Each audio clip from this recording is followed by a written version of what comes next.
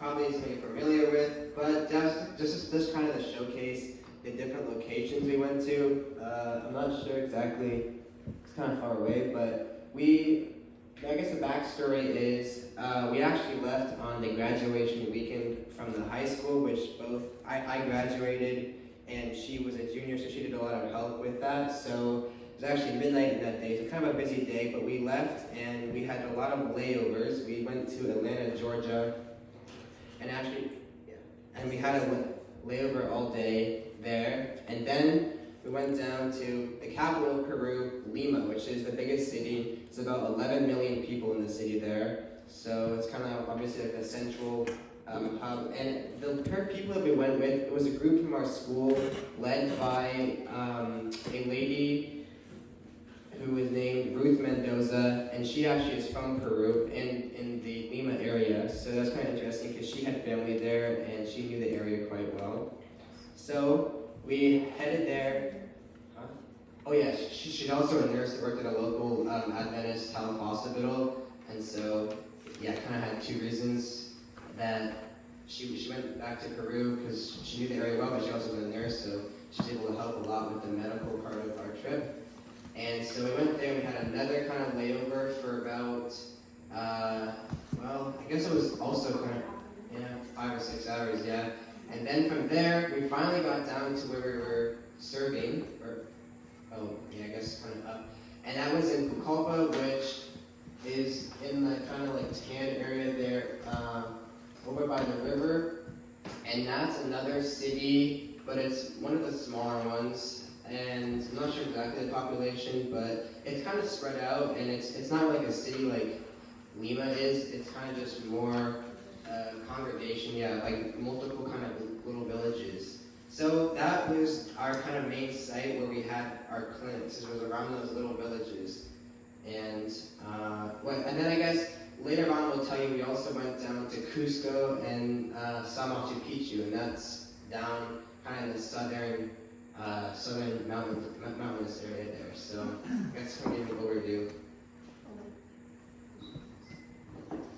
Okay, so we thought it'd be important to share the More Project's mission statement because we really saw this throughout our time there. So they took a mission statement from Matthew 4:23, which says, "Our mission is to teach people to live in all aspects in orderly life, preaching the gospel of salvation and selflessly caring for people and their illness."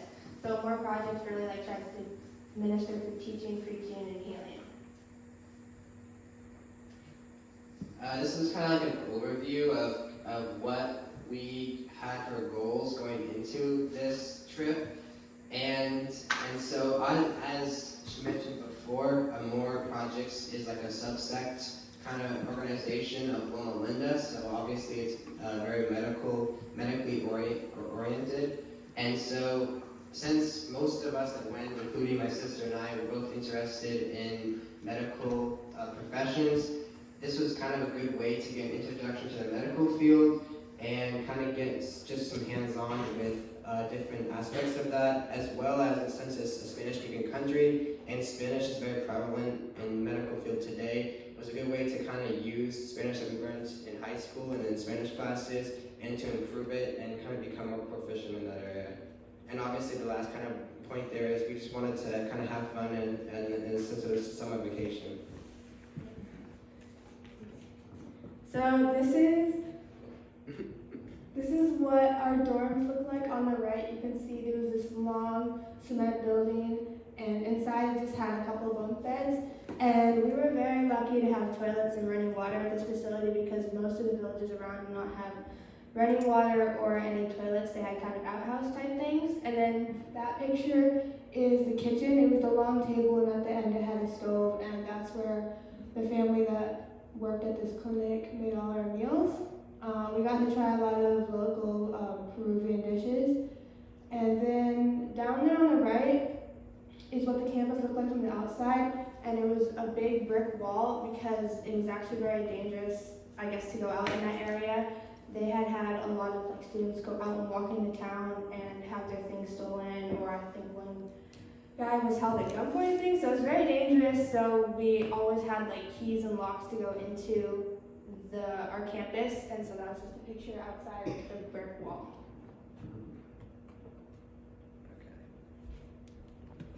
And so we kind of organized this chronologically of our different days and clinics because we went to a new place every day. And as I mentioned, Pucallpa is kind of composed of these different little villages, actually named. They don't have really names like we have names. Their names are just whenever they were created. So it would be like, December 23rd or I don't know, August 15th or something. I mean, just kind of named whenever they were established. And so I don't remember exactly the names of really any of them, but I just remember this was the one, kind of a really smaller one out of the way we went to. Okay. And it was kind of just our day we were still kind of tired from all the traveling, so it was kind of our day to get introduced to our rotations. The lead doctor, Dr. Guillermo Gauli, he composed kind of a spreadsheet that had rotations for us to kind of get a little taste of all the different things that they were doing at these clinics, and we could rotate around and all get a turn. And so we went here, and each day we saw about 70 to 80 patients, and that was kind of the same on this first day. I think we saw about 73 or 4, and so it was kind of just our day to get introduced to the whole thing. This is the second day of our clinic, and on this day, I at least was becoming more comfortable with how things kind of were flowing in the clinic. We had a couple different stations we were able to rotate through. We had like triage and taking vital signs. We had pharmacy, which was interesting because a lot of the medication was in Spanish, and sometimes the doctor's notes would be in English to help us understand better, and so that was kind of hard, but we did have a lady there who was a pharmacist, so that was helpful. And then we were able to shadow Dr. Gauli and Dr. Hapas, and he would, after the patients would explain to him in Spanish what was wrong, he would help us translate in English if we didn't understand some of it, which was really nice, and he would also let us ask him questions if we had any questions about anything that was going on with the patient, and that was really cool. On this day, on this day, I was taking vital signs. I really like taking vital signs. Actually, that was one of my favorite stations because you get to see like all different types of people. I don't know, like just get to meet every person and kind of talk with them. I would ask them how they were, things, simple Spanish that I could understand. So I really like that. In the middle, there's a picture of a baby, and that baby had a broken clavicle, but they were told by medical people from Pucallpa that it was a muscle problem, and so the family was massaging it. So by the time the baby came to us, his arm, like he could not move it at all, it was just paralyzed. So they put it in a cast to immobilize it, and we're hoping it's getting better. But I guess that More Projects team that is still in Pucallpa is not able to locate the family anymore. So anyways, that was like one of the interesting cases we had that day.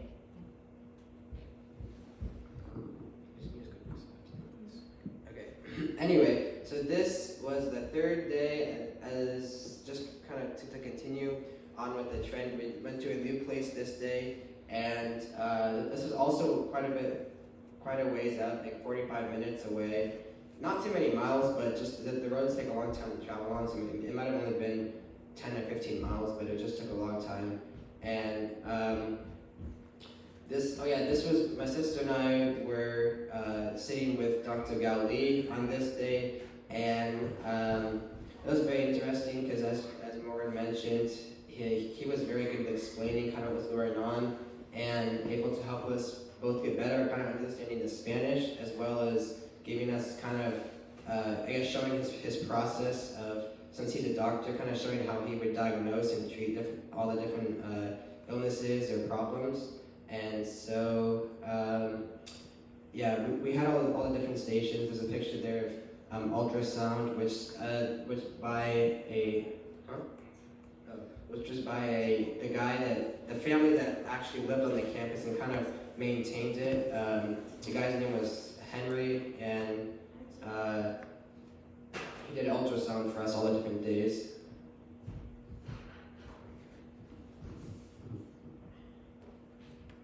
Okay, so the next day was Sabbath, so we went actually to our first day clinic. So we held clinics in a lot of Adventist schools and churches throughout the communities.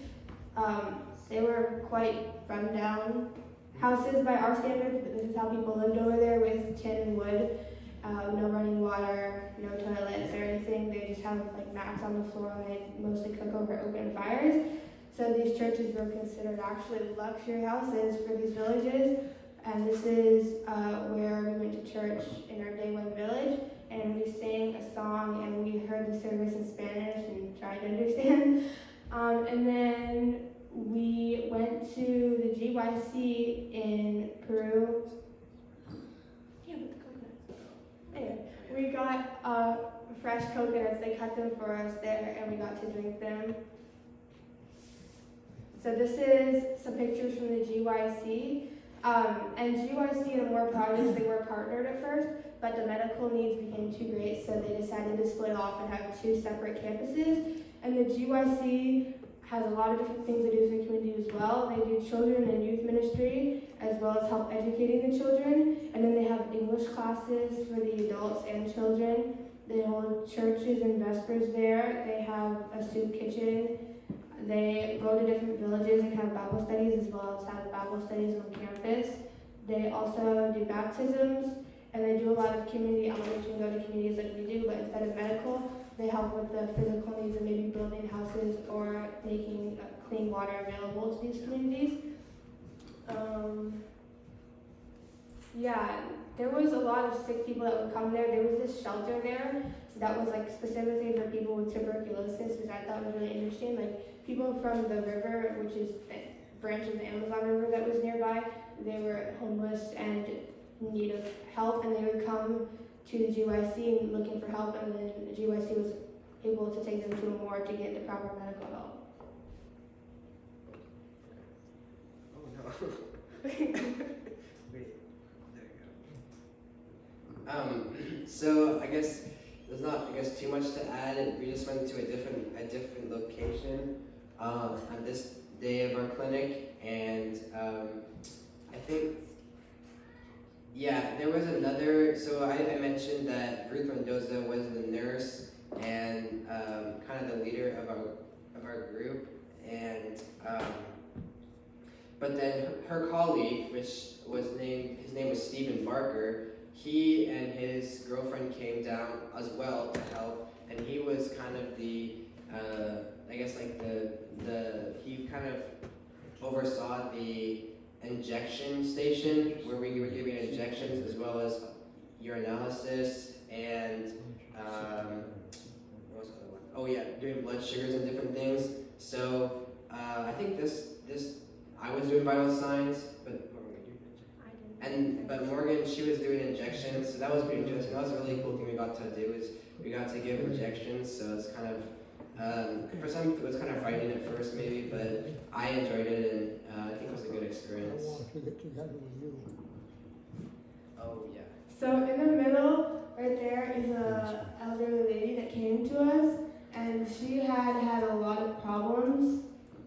When people come to these clinics, they don't just have like one problem like diabetes or infection. They have like a list of problems so people in Peru do not have clean water, so that causes parasites to mostly everybody, and they don't have good hygiene, so they have infections as well as maybe having another medical problem like diabetes. So when they come to us, they have a lot of different problems. So we try to choose which one can be treated immediately or which is like the most pressing matter.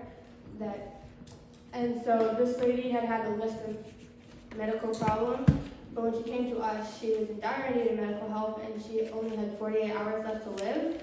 And so we hooked her up to an IV to try to hydrate her because she was very dehydrated. And we tried to give her an injection, antibiotics, but she was so tiny, it was really hard. They didn't let us do these injections. They did them themselves, the doctors and nurses there.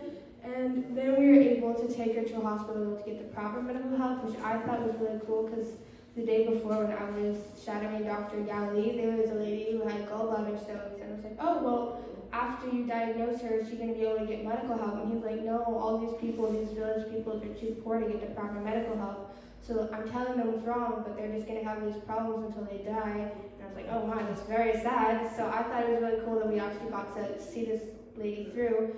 And we still have the More Projects group chat, and they let us know that she's back home and doing well. So very thankful to be able to see that.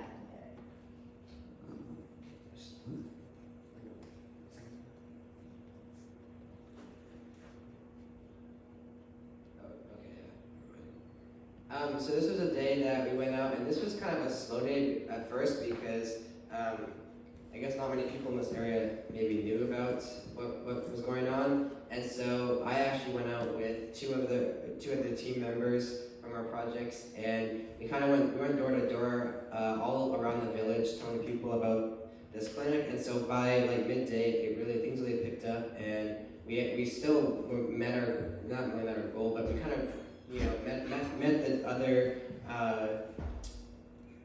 standards from previous clinics of having 70 to 75 patients in this day, and this was a very hot day. There wasn't really much shade there, so it was kind of uncomfortable. But I was doing injections this day, and we didn't really, I guess, see too many extreme cases. It was kind of just like a general health for people and giving them anti-parasite medication, and there was usually, every time we had clinics, there was usually a few people, or a few ladies that were pregnant, and so we were able to help them with ultrasound to, Henry and Vera was on that stage, she would do that, which is pretty interesting to see, and I think that kind of summed up that one.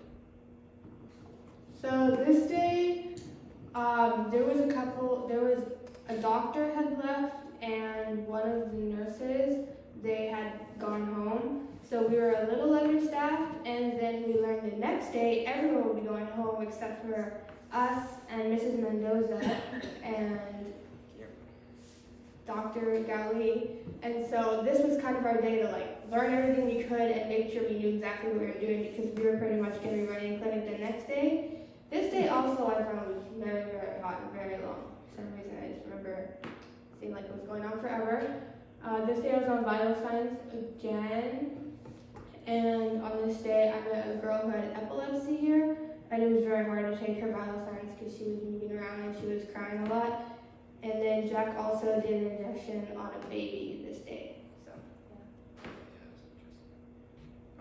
This was our last day, and as Morgan mentioned, people had to kind of leave, and so this day we barely, I guess we not really didn't have anyone, but we just each of us individually had a lot more work to do, and we had a lot more, I guess, responsibility because I myself with Morgan and another girl that went, Charlotte, kind of did the injections as well as all the blood sugars and stuff, and we just had a lot more to do, but we still saw quite a few patients, and were able to help a lot of people, even with us having so many less people than we did before. What's this today? Oh, well, I guess the day before, it was kind of an interesting, I guess you could say miracle that happened, was the girl Charlotte actually, she had put her bag, had her passport and phone and stuff on one of these little three-wheeled motorcycles that they drive around, and then someone actually had driven off with it, and she didn't realize until later, and so the bag had fallen in the motorcycle thing, so she had got her passport, but somehow her phone had fallen out onto the road. So thankfully, they had like a little location thing on it, so she was able to look at the area, but it had died, and she wasn't able to find it. But they went door to door in the area that it kind of showed that it last was, and they told if anyone if she gets a phone, then let the people at the clinic know, and they offered obviously money because that kind of would help people maybe want to give it back more. And so we were all obviously praying quite a bit because it was kind of a tense situation, especially for her. She was pretty just stressed about it, and we were actually really thankful that she at least had her passport and stuff, just so she could come back if worst case scenario. But later in the day, these kind of kids that were from this house, that the guy was a drug dealer in the area or something, and so he came and said that he had it, but then he wanted money. But so we thought maybe it wasn't really, a legitimate claim to having the phone. But we went and met him anyway at this kind of like store thing, and turns out we did have the phone, so she was able to get her phone back, which was quite surprising considering she just had fallen out on the road and was out there all night. So that was something that we were really grateful for, and was able to come back with all her stuff. Wait, is this the? I see. So this is our part where we kind of toured Peru. So first we went to Cusco, we flew into Cusco, and then we took a car up to Aguascalientes, which is the base town right before you go up to Machu Picchu. And there were two options: you can either ride a bus to the top, or you can hike all 3,000 steps to the very top. So we decided to hike the steps because apparently that's supposed to help with altitude sickness, and because it's a very drastic elevation change from the tropical Pucallpa to the mountainous Cusco and Machu Picchu. So we did. It was a 1,345 elevation gain, and I found my legs didn't really get tired, but I was out of breath because it was a lot of steps and the elevation, I was short of breath. But we finally made it to the top, and it was very beautiful. The mountains were really pretty, and of course Machu Picchu was built by the Incas. We got to go inside and kind of look at all the different structures in there. And then there's an alpaca we got to see while we were there. And then those are just some more pictures of inside the village and some group pictures that we took while we were there.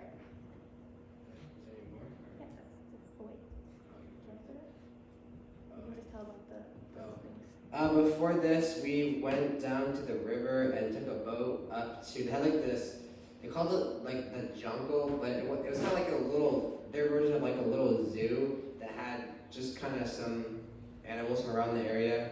And so there's a picture kind of in there of Morgan and I with the giant anaconda that we got to hold. And there's also some pictures of us like on the boat. And then the rest of the kind of images in this slide are of actually when we were back in Lima, and we went to these different this ice cream place, which was pretty cool. And also they had obviously like the big fruit markets, which was really, really fun to see. It was kind of pretty with all the different colors. And you want to talk about your content? Huh? Oh. The river we went on was a branch of the Amazon River, which I thought was cool. So the dish in the middle, kind of left right there, is juane de gallina, which is beans and rice and a boiled egg and olives, and you wrap it in a plantain leaf and you cook it, and then they usually serve it with mango, and that was like a very common dish in Peru, and so that I found was one of my favorite dishes I had while I was there, so that's the picture of that. Oh, okay, anyways, that's our presentation on Peru, so thank you. Question, did you, either one of you have a nerve to use an outhouse? Yes, you had to. When you went out to the villages out there, you were gone all day, and so if you needed to go to the bathroom, you just have to, and most of the houses didn't have doors either, so we just asked one of our friends to turn around and stand in front, and also you have to bring your own toilet paper. Yeah, so. Alright, you got to experience Yeah, it was a little rough. Okay.